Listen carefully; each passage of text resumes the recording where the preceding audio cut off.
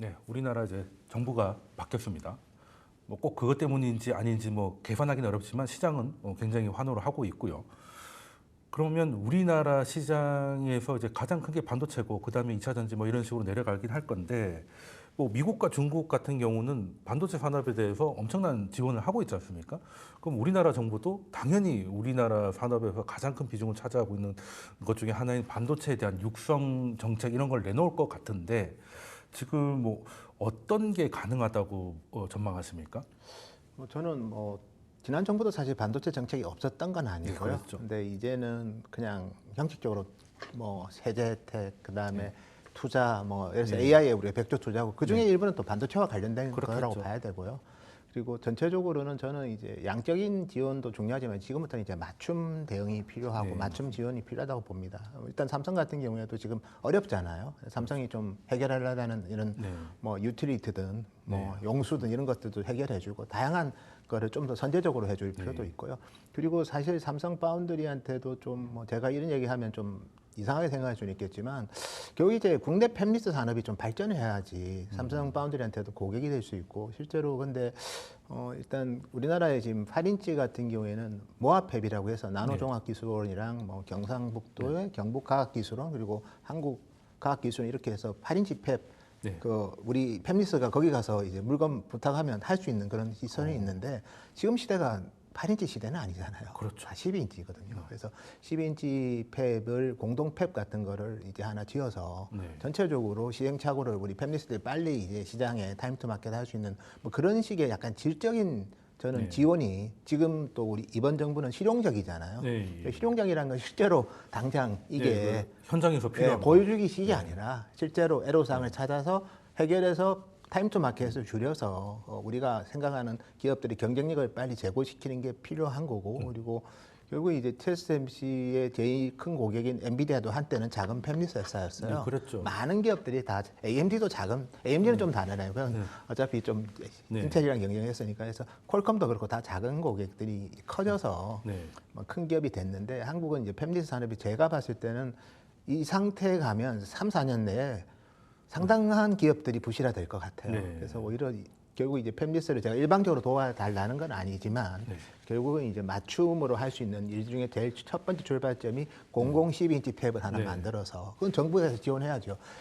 저는 기본적으로 정부가 투자하고 정부가 지원하는 거는 이거는 너무 ROI를 따지면 안 된다고 봐요. 네. 이거 당장 돈도 안 되는데 그게 돈 안 되니까 기업은 안 하는 거죠. 그렇죠. 그거를 그래서 정부가 이제 하는 거기 때문에 이런 식의 좀 실용적인 아마 지원책을 좀 준비하는 것 같고요. 그런 게 이제 되면 좀 지난 정부랑은 좀 차별화가 되지 않을까. 반도체는 지난 정부도 그렇게 간과하지는 않았습니다. 우리나라에서 제일 중요한 산업이고 중요한 거는 반도체 같은 경우는 하나 예를 들면 하웨이 칩을 중국 밖에서 못 쓰게 트럼프 행정부 얘기하니까 바로 중국 정부가 반박을 하고 네. 그리고 미국 정부도 엔비디아만은 못 주겠다는 거 아니에요. 예. 그만큼 중요한 거거든요. 그렇죠. 근데 다른 나라는 다 중요하고 보조금 주고 다 하는데 우리나라가 보조금 좀 주고 세제 혜택 일부 주는 거 보조금도 사실은 소부장만 주지 빅테크는 우리 참 삼성 하이닉스 주기는 좀 대기업이라서 눈치는 좀 보일 건데 그런 보여주기식이 남들 다 아는 거 말고 다른 색깔로서 이번에는 질적으로 좀 생태계를 키우는 좀 의미 있는 변화가 저는 있었기를 그러니까요. 아직까지 완전히 구체적인 된 건 알지만 제가 껴 있는 분들이랑 얘기를 해보면 좀 그런 얘기를 많이 제안을 하는 것 같아요. 네. 그런 게 좀 된다면 질적으로 좀 변화가 생기지 않을까 그런 생각도 네. 조심스럽게 해봅니다. 네. 그 대선 토론 때도 이제 100조를 어디다 쓸 거냐에 대해서 잠깐 얘기가 있었던 것 같은데 물론 그때는 그 100조라는 큰 돈을 세부적으로 얘기를 다 못했으니까 그렇다 치고 지금은 이제 행정부로 들어섰으니까 그 100조라는 돈을 이제 어떻게 어디에다가 쓸 건지 이거를 좀 구체화하는 작업이 이제부터 시작이 돼야 될 것 같은데 천 선생님처럼 이렇게 팹리스 12인치 같은 이런 것들 좀 판을 깔아줬으면 좋겠다 이런 말씀을 주셨고 그러면 이사님이 보기에는 만약에 이 100조 자금에서 여기에다가 좀 지원이 되면 좀 좋을 것 같다는 그런 아이디어가 있으십니까? 근데 이게 100조라는 돈도 이제 크잖아요. 사실 네. 크고 AI 그러니까 그 이재명 이제 정부의 이제 그 딱 모토를 보니까 결국에 이제 가장 중요한 게 그 이제 첫 번째가 회복이죠, 회복. 우리나라 경제가 너무 자신감 떨어졌으니까 회복시키고 두 번째가 성장을 하고 그다음에 이제 모두가 행복해지자. 이런 이제 순인데 결국 이 모든 걸 좀 이제 중간에 연결하는 게 성장이거든요. 성장이 네. 안 나오면 뭐 행복해질 수가 없는 거죠. 그러니까요. 거기에 중심이 AI거든요. 네. 그래서 AI로 이거를 키워드는 잘 잡으신 것 같은데 네. 결국 근데 이제 많은 뭐 저도 그렇고 외부도 그렇고 막 국민분들이 봤을 때 한국의 AI 강국이 맞나? 여기에 대해서 답을 할 수가 없어요. 구독자 수는 강국이죠. 네. 그러니까 미국은 명확하죠. 네. 중국도 요새는 무시 못합니다. 중국도 다 맞습니다. 강국이라 그러죠. 네. 예. 근데 저 중동마저도 저렇게 투자하고 있는데 그러니까. 과연 우리나라가 여기서 버틸 수 있는 건가? 그나마 우리 이제 반도체 잘한다고 네, 뭐 하지만 HBM 하나로. 근데 센터장님 너무 말씀 잘해주신 게 우리가 반도체를 잘하지만 AI 칩을 우리가 만드는 게 아니잖아요. 그러니까요. 칩 설계는 대부분 다 미국이 하거든요. 심지어 네. 중국도 해요. 그러니까 저는 되게 그게 좀 부러운 것 중에 하나가 한국은 이제 왜 이렇게 팹리스가 안 될까? 그러니까요. 저도 그 생각 안 한 건 아니거든요. 네. 그러니까 수많은 국가들이 다 팹리스 잘하고 심지어 저기 중국도 팹리스가 네. 굉장히 뛰어난 걸로 알고 있는데 한국은 그게 그나마 네. 좀 한국이 좀 못했던 것 중에 하나가 이제 못했다는 표현은 좀 그렇지만 좀 뒤쳐졌던 게 후공정인데 그래도 네. HBM 하면서 네. 후공정 생태계가 이제 확대가 되면서 그렇죠. 이제 그 점은 좀 경쟁력이 강화된 것 같은데 여전히 아직도 뭐 10년, 20년 전이나 팹리스는 저는 이렇게 이 성장을 지금 못하고 오히려 좀 점점 좀 밀리는 거 아닌가. 네, 한국의 펜리스는 네. 뭐 거의 본 적이 없는 거. 근데 거기에 대한 지원도 되게 부족한 네, 거예요. 지원도 저도 없고, 그래서 선택도 선생님 없고. 의견과 좀 비슷하게 팹리스에 대해서 그러니까 뭔가 이런 거죠. 근데 이제 이거는 좀 국민적 합의가 필요한 게 네. 중국이란 나라는 그런 합의가 필요 없는 나라예요. 그냥 그렇죠. 정부가 하는 거예요. 결정하면 하는 거니까. 네, 그냥 여기다 세금 쓰고 막 돈 네. 못 벌어도 막대한 지원을 하니까 네. 그런 생태계가 갖춰지잖아요. 네. 그래서 사실 그런 부분 때문에 저는 제일 안타까운 기업 중에 하나가 LG 디스플레이가 중국의 그 네. 이 BOE 때문에 저는 많이 망가졌다고 생각하거든요. 우리가 다 만든 기술인데 네, 사실 근데 중국 어쨌든 좋은 일 된 그 거죠. 어쨌든 정부가 네. 엄청나게 손해를 보면서도 해버렸잖아요. 네. 근데 그러니까 지금 반도체는 정말 우리가 이건 포기하면 안 되는 산업이고 정말 네. 중요한데 그 약간 국민적 공감대를 만들어 줘야 될 것 같아요. 네. 그러니까 반도체 이런 기업들에 대한 지원 네. 그게 밑빠진 독에 물 붓기일 수도 있겠지만 네. 결국 이거를 그냥 안 하고 방치하면 결국 우리는 그냥 제조만 하다 또 끝날 수도 있거든요. 그래서 그러니까요. 그런 합의를 만들어서 뭐 100조가 다가 아니라 어느 정도 돈을 네. 이 팹리스 그 소부장 좀 체제를 좀 육성시키는데 바꿔야 된다. 쓰겠다. 이게 손실을 보더라도 네. 좀 이제 합의 이끌어내야죠. 네. 이거는 우리 경쟁력 이제 앞으로 100년 경쟁력을 좀 그러니까. 좌지우지할 수 있기 때문에 그런데 그거를 하는 건 결국 대통령의 역할이잖아요. 그렇죠. 그게 국민적 이제 합의를 이끌어내는 정치의 힘인 것이고. 그래서 그거를 좀 잘해주면 좋겠고 그리고 또 한 가지 요즘에 제일 좀 뭐 작년부터 계속 얘기가 나왔던 게 이제 결국 그거죠. 우리나라에서 공부 제일 잘하는 사람들이 옛날엔 공대 갔는데 네, 이제 지금 어디 가죠? 다 의대. 다 의대 가잖아요. 네. 그러니까 저 피부과 그렇게 잘 되잖아요. 네, 그러니까. 그 명동의 피부과 우리나라는 피부과 시술을 의사만 해요. 네. 근데 전교 1등 하는 사람이 의대를 가기 때문에 네, 그렇죠. 경쟁력이 높을 수밖에 없는데 네. 피부 톤은 좋아지겠지만 이제 산업이 근데 크진 않는다. 옛날에는 공대 네. 갔잖아요. 네, 그러니까 서울대 물리학과 뭐 예. 이런데 네, 다 가셨는데. 근데 인재가 점점 네. 이 산업계로 가야 되는데 네. 그게 지금 안 되고 있다는 거. 네, 또 국내 하실 이공계 천재분들도 사실 다 미국이나 네. 이런 데로 한국에서 하기에는 맞습니다. 생태계가 안 되니까. 근데 거기에 대한 뭔가 네. 그러니까 파격적인 인센티브를 줘야 된다고 네. 생각해요. 그 중국 같은 경우는 늘 얘기 나오는 게 돈을 벌 필요 없고 적자를 봐라. 그냥 공산당이 그냥 보조금으로 해줄 테니까 그게 중국만 가능한 건지는 모르겠으나 뭐 미국도 사실 크게 다르지 않지 않습니까? 뭐 각종 법을 뭐 IS 법을 만들어서 하는데 그럼 우리도 나름대로 고민이 많았다고 치면 지금 어찌 됐든 간에 정부하고 의회가 지금 한 방향이 됐고 지금은 대통령실이 마음 먹으면 이제 막을 데가 없긴 하잖아요.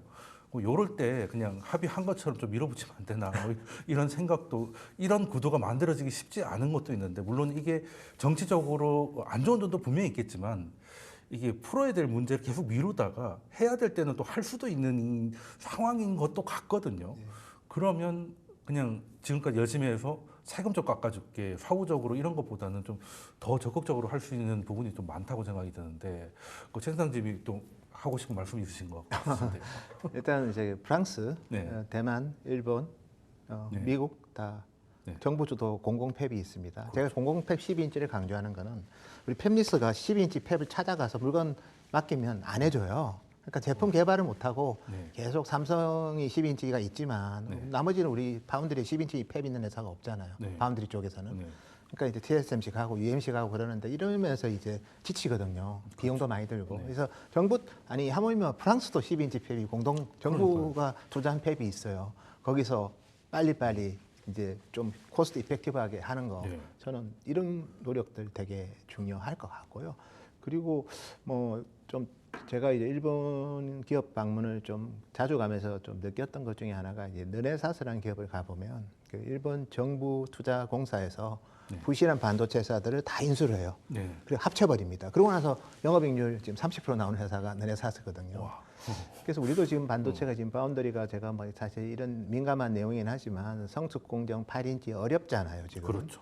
근데 이럴 때는 이제 정부 주도로 해서 뭐 저는 충분히 컨solidé이션을 할 수 있고 그러면 뭔가 선택과 집중을 해야 되는데 그러면 뭐를 포기해야 되는데 네. 포기를 그냥 하는데 누가 안 받아주잖아요. 그러니까. 정부가 받아주면 되거든요. 이렇게 입법과 행정부가 이제 좀 의견이 좀 조율이 잘 되는 지금 상황에서는 그런 네. 좀 일본도 하는데 왜 우리는 안 하고 그렇죠. 그냥 뭐 반도체 키우자 네. 우리도 이제 살필 게 그게 아니라 저는 핀셋으로 정교하게 해서 그 기업이 좋아져야지 전체적으로 생태계가 건전해지고 네. 또 좋으면 또 많은 또 좋은 인력들이 또 많이 몰리면서 새로운 그렇죠. 유사한 기업들이 또 나올 수 있거든요. 네, 그건 그래서 맞습니다. 저는 충분히 우리 기반이 있기 때문에 이때 조금 지원을 효율적으로 해준다면 네. 저는 다음 세대한테는 상당히 좋은 네, 지금 당장은 뭐가 안 나온다 예, 하더라도 다음 세대한테는 좋은 네. 기반을 되게 중요한 변곡점 여기서 못해버리면 아 우리 팹리스는 우리나라 안 돼 이거로 네, 네. 몇 년 안에 아마 결론이 날 수도 있어요. 네. 그래서 그런 차원에서 지금은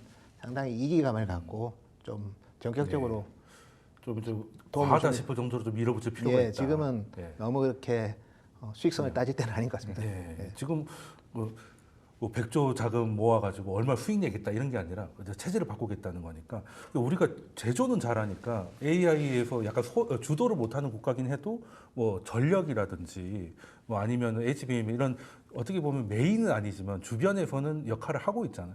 그러면 이것도 사실 말씀하신 대로 하면 우리가 엔비디아 같은 기업을 만들지 말라는 법은 없는 것 같은데 그러면 뭐 시간이 한 1분 정도씩은 더 드릴 수 있을 것 같아가지고 한 정부한테 좀 이렇게 아이디어를 드릴 게 있으시면은 이사님부터 조금 짧게 한번 말씀을 주실 수 있으실까요? 그러니까 이제 정부가 하는 거는 그러니까 이거죠. 그러니까 네. 지금 이제 주식시장도 정말 너무 뜨겁잖아요. 그렇죠. 기대감도 되게 크고 그러니까 이제 지금 여러 가지 뭐 이 주식 투자에 대한 뭐 혜택들도 많이 나올 네. 것 같긴 한데 결국엔 이제 이 반도체 산업은 또 우리나라한테 지금 너무나 네, 중요하니까 경쟁 이거를 산업이죠. 돈의 관점으로 네. 보지 말고 아까 센터장님 말씀하신 대로 결국엔 우리나라의 가장 중요한 산업이니까 네. 수익성 따지지 말고 예, 네. 이렇게 맞춤형으로 잘 이렇게 해서 네. 예, 산업을 좀 전격적으로 키우시고 그 다음에 어쨌든 정부가 해야 될 거는 저는 굉장히 합의해요. 왜냐하면 국민들 간에도 의견이 다를 수 있거든요. 그렇죠. 왜 또 기업 우선시하냐?